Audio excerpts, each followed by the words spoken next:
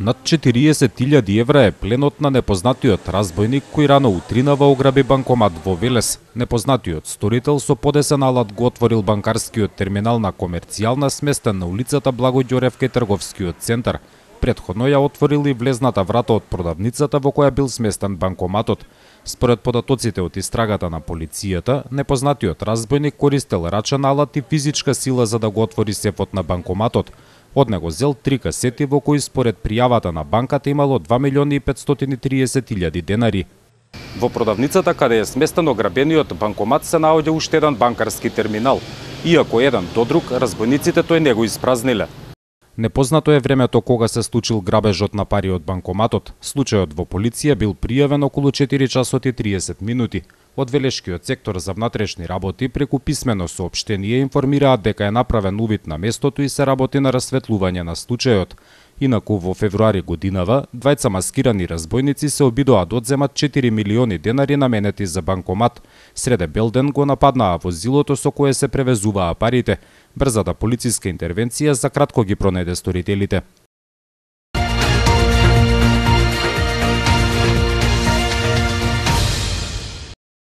Општина Велес и градоначалникот Славчо Чадиев воопшто не се грижат за проблемите на граѓаните, обвини денеска општинската организација на Социјалдемократскиот сојуз на Македонија. Од партијата велат дека локалните власти ја заборавиле улицата пред градинката кај Жаба зграда. Повеќе денови е изграбан стариот асфалт, а не се поставува нов. Од СДСМ велат дека ова е доказ оти владеачката партија и градоначалникот Чадиев единствено се грижат за партиските интереси. Градоначалникот Чадиев и ВМРО ДПМН и должат да одговори на велешката јавност. До кога оваа улица ќе биде нефункционална и ќе представува сериозен проблем во секојдневното живење? Дали можеби причина за неасфалтирањето и одложувањето на изборите?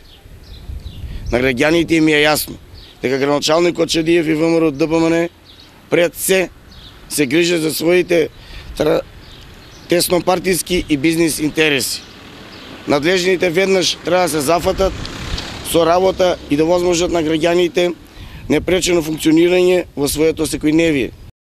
На ваквите обвинувања реагираше локалната самоуправа. Во писменото соопштение испратено од општината се вели дека пресконференцијата на СДСМ е фрустрација од градежните работи кои се одвиваат во Велес. Објаснуваат оти во работењето на општината и градоначалникот не постојат никакви други интереси, освен интересите на граѓаните. Ги уверуваме граѓаните дека не постои никаков проблем кој се однесува за уредување на улицата Тодор Христов Офицерчето. На споменатата улица неодамна започнаа градежни работи за реконструкција, за прв пат од нејзината изградба. Истовремено се изведе и подземно поставување на каблите од телекомуникацијските оператори, што е од особено значење. Во најкраток можен период, улицата и придружниот крак ќе бидат асфалтирани и тоа јавно ќе го промовираме пред медиумите.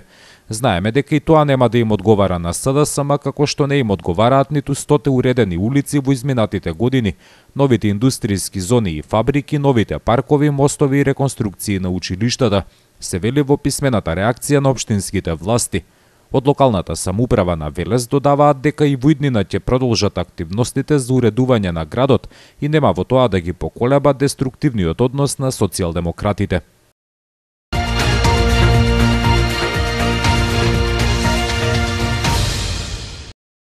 Голем интерес има за бркачот на змии произведен во лабораторијата на Центарот за јавно здравје во Велес. Државни институции, приватни компании, физички лица се потрошувачи на репелентот кој заштитува од влекачи.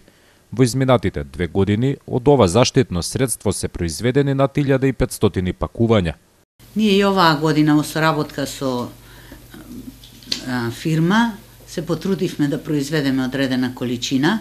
Задоволни се луѓето што го користеа претходните 2 години. Уште во почетните испитувања кога се правеше тестирање колкава е моќноста на средството, имаме позитивни резултати, а уште повеќе е тоа што веќе 3-та година оние институции што одпрво зедоа, годинава веќе си зедоа, во главном тоа се школи, градинки, па веќе почнаа да земаат и рудници и градежни фирми што изведуваат работи на терен.